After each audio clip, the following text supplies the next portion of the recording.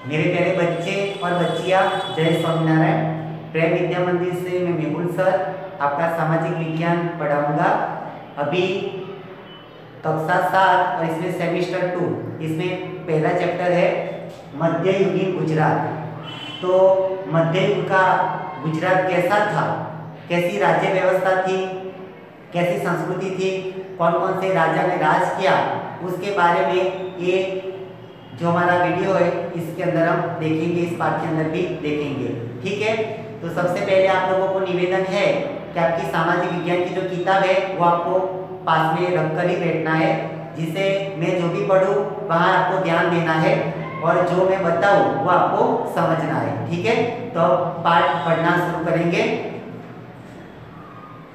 तो सबसे पहले यहाँ पे मध्ययुगीन गुजरात यानी मध्ययुग के अंदर गुजरात कैसा था उसके बारे में हमको जानना है। कौन से राजा थे, राज्य व्यवस्था थी, संस्कृति स्थापत्य कैसे थे, उसके बारे में हमको देखना है। ठीक है, तो सबसे पहले यहाँ पे जो चित्र दिया हुआ है, यहाँ पे आप आपकी किताब में भी देख सकोगे। ये जो चित्र है वो पाटन का पटोला, पाटन का जो बहुत फेमस, पूरे विश्व के अंदर बहुत फेमस है पाटन का पटोला, यानी कि एक प्रकार की साड़ी आती है। ठीक है, उसका यहाँ पे चित्र दिया हुआ है, बहुत महंगा भी होता है। और आगे क्या है वो हम पाठ पढ़ेंगे।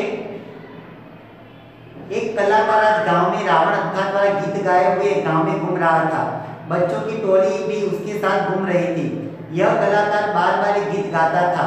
उस गीत के बोल थे, छेला जीरे पाटन की पटोरा मोगा लावजो। नन्हा प्रतीक घर गया तब उसने दादाजी से पाटन के पटोले के बारे में पूछा। प्रतीक के दादाजी के पास ऐतिहासिक कहानियों का खजाना था। उन्होंने पटोले की विधिवत जानकारी देते हुए ऐतिहासिक नगर अणहिलवाड़ पाटन के बारे में बताया। तो बच्चों की टोली थी, वो एक जगह पे खेल रही थी और उस टाइम एक क्या बोलते हैं कि एक कलाकार गांव के अंदर ऐसे रावण हत्था यानी एक प्रकार का बजाने का वाजिंत्र होता है, वो लेके वहां से पसार हो रहा था। और पसार होते समय वो एक गीत गा रहा था। कौन सा गीत गा रहा था? छेला जी रे मारे हारू पाटन की पटोरा मोगा लावजो, ऐसा एक गुजराती गीत है। तो वो गाते गाते वो कलाकार है वो वहां से जा रहा था और उस टाइम वो जो बच्चे खेल रहे थे वो बच्चों ने सुना। इसमें से यहाँ पे एक नाम दिया है प्रतीक, नन्हा सा छोटा सा प्रतीक वो गीत सुनता है और उसको फिर ऐसा लगता है कि जो गीत है वो क्या है, किसका निर्देश करता है। तो वो अपने घर पे जाता है और घर पे जाके वो अपना जो दादाजी है, अपने जो दादाजी है वो दादाजी को कहता है कि दादाजी ये जो गीत मैंने सुना वो क्या बताता है, इसके बारे में मुझे बताएंगे।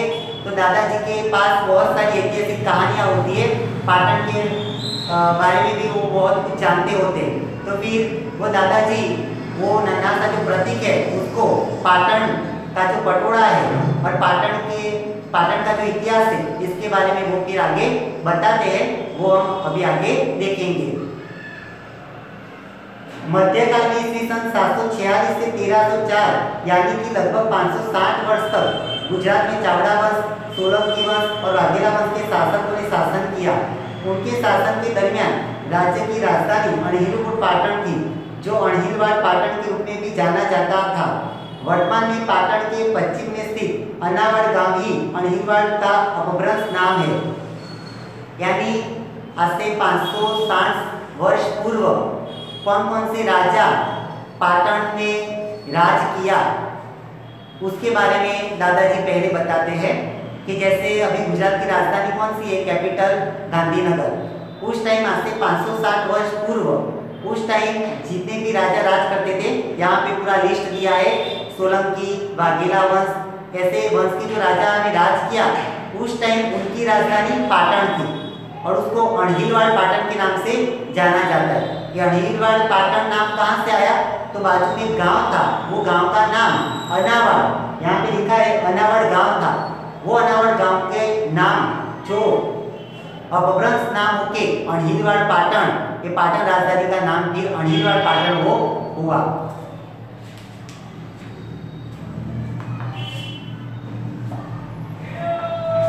ग्रंथ से प्राप्त जानकारी के अनुसार पंचाशर में चावड़ाओं का राज्य था। उसके शासक जय सिकरी युद्ध में वीरगति को प्राप्त हुए। उनके बाद उनका पुत्र बलराज चावड़ा ने पिता का राज्य पुनः प्राप्त किया। शत विक्षत राज्य की जगह बलराज चावड़ा ने सरस्वती नदी के किनारे एक नया शहर बसाया जिसे अणहिलवाड़ पाटन के रूप में जाना गया।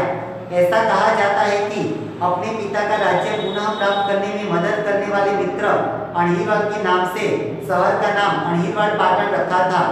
चावड़ा वंश के शासकों ने लगभग 196 वर्ष तक गुजरात पर शासन किया।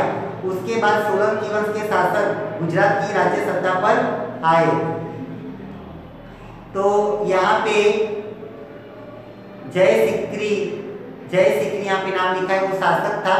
वो युद्ध में वीरगति को प्राप्त हुआ।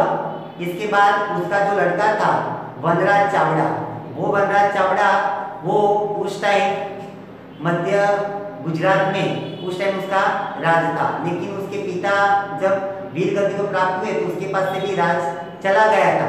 लेकिन उसका एक मित्र था और उसका नाम था अणहिल। तो वो अणहिल ने वनराज चावड़ा को मदद की, हेल्प की। इसके बाद वनराज चावड़ा ने फिर से वो अपना पिता का जो राज्य था वो पुनः प्राप्त किया। तो वनराज चावड़ा ने उसका जो फ्रेंड था अणहिल, उसके नाम पे से क्या रखा, अणहिलवाड़ पाटन, ऐसा नाम रखा। तो अणहिलवाड़ पाटन का नाम कैसे आया, इसकी भी एक जो दंत कथा है बराबर, वो यहाँ पे हमको जानने को मिलती है। सोलंकी वंश के शासक काल में गुजरात में खूब ऐश्वर्य था। राजपूत युग में शक्तिशाली राज्य के रूप में सोलंकियों के अणहिलवाड़ पाटन की गणना होती थी। इस वंश के शासकों में मुल्लाज सोलंकी, भीमदेव, सिद्धराज जयसिंह, कुमारपाल जैसे महान राजा थे। सिद्धराज जयसिंह के समय में कलिका सर्वज्ञ हेमचंद्राचार्य हुए। उनके समय में अणहिलवाड़ पाटन विद्याधाम बना था। सिद्धराज जयसिंह के आमंत्रण पर हेमचंद्राचार्य जी ने सिद्ध एवं शब्दानुशासन नामक व्याकरण ग्रंथ की रचना की थी। तो चावड़ा वंश, सोलंकी वंश जैसे राजा मध्ययुगीन गुजरात में वहां पे राज करते थे।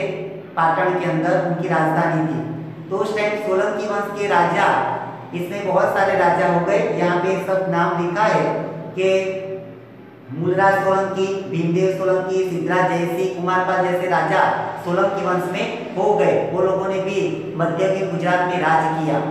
उस टाइम एक हेमचंद्राचार्य नाम के जैन मुनि थे और उन्होंने सिद्ध हेम शब्दानुशासन नाम का एक व्याकरण का ग्रंथ का निर्माण किया। और वो जो ग्रंथ की रचना की उसकी रथ यात्रा भी निकाली, वो आगे आता है, वो हम पढ़ेंगे। इस ग्रंथ की शोभा यात्रा हाथी की सवारी पर निकाली गई थी, जिसमें राजा और ग्रंथ के रचयिता प्रजाजनों के साथ साथ चलते थे। यह पहला प्रसंग था जब किसी साहित्यिक ग्रंथ का इतना सम्मान हुआ हो। कुमारपाल के शासन के समय गुजरात समृद्ध राज्य था। इस समय अणहिलवाड़ पाटन में अहिंसा, लक्ष्मी और सरस्वती का त्रिवेणी संगम देखने को मिला था। सोलंकी वंश के शासक महान राज्यकर्ता थे। इस वंश के एक नहीं, दो नहीं, बल्कि 6 शासक राज सिंहासन त्याग कर मुकुटधारी से कंठाधारी बने थे। तो उस टाइम हेमचंद्राचार्य सिद्धराज जयसिंह के समय में बहुत बड़े व्याकरण शास्त्री हो गए। तो उन्होंने सिद्धानुहेम शब्दानुशासन नाम का एक बड़ा ग्रंथ लिखा। तो सिद्धराज जयसिंह वो ग्रंथ की एक सवारी निकाला, यानी कि रथ यात्रा निकाला। और कोई किताब का इतना सम्मान हुआ हो, इसकी रथ यात्रा निकली हो, ऐसा पहला प्रसंग था उस समय के अंदर।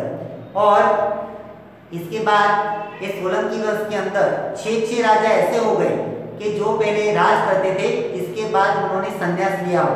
क्योंकि पुराने जमाने में ऐसा था कि राजा कुछ सालों तक राज करते थे, इसके बाद वो जंगल में भजन कीर्तन करने के लिए चले जाते थे। ठीक है, तो सोलंकी वंश में भी ऐसे बहुत सारे राजा हो गए कि जिन्होंने पहले राज किया और उम्र हो जाने के बाद संसार का त्याग कर दिया हो, जंगल में चले गए हो भजन कीर्तन करने के लिए। अर्थात राजगद्दी छोड़कर सन्यासी हो गए।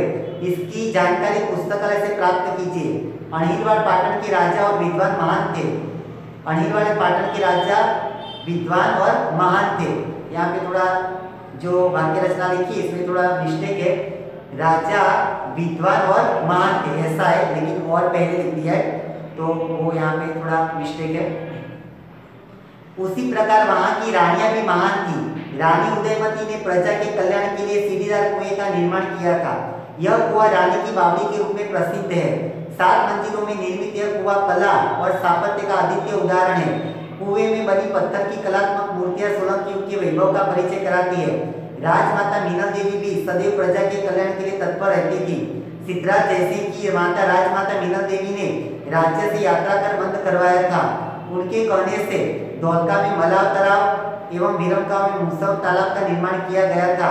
सिद्धराज जयसिंह के शासनकाल के दरमियान पाटन में सहस्त्रलिंग तालाब का निर्माण किया गया था।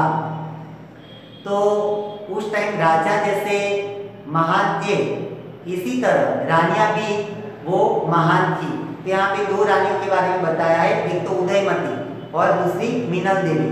तो उदयमती ने क्या किया, तो उदयमती ने प्रजा के कल्याण के लिए सीढ़ीदार कुएं का निर्माण किया, क्योंकि उस टाइम पानी का उस टाइम भी प्रश्न था।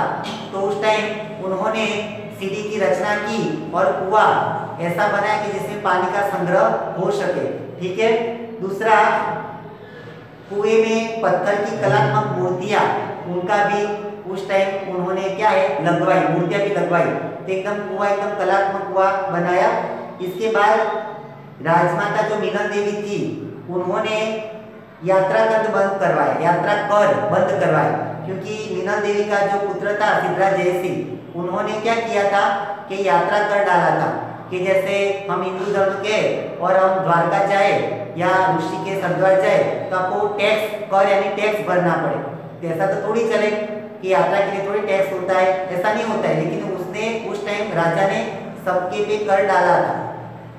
तो मीनल देवी को पता चला, उसकी माता को पता चला, फिर उसने क्या किया कि जो यात्रा का जो टैक्स जो सिद्धराज जयसिंह देता था उसको बंद करवाया। ठीक है। तो मीनल देवी ने एक अच्छा काम किया। मीनल देवी ने और 2 अच्छे काम किए। कौन कौन से, तो धौलका, यहाँ पे अहमदाबाद डिस्ट्रिक्ट के बाजू में धौलका तहसील है, धौलका।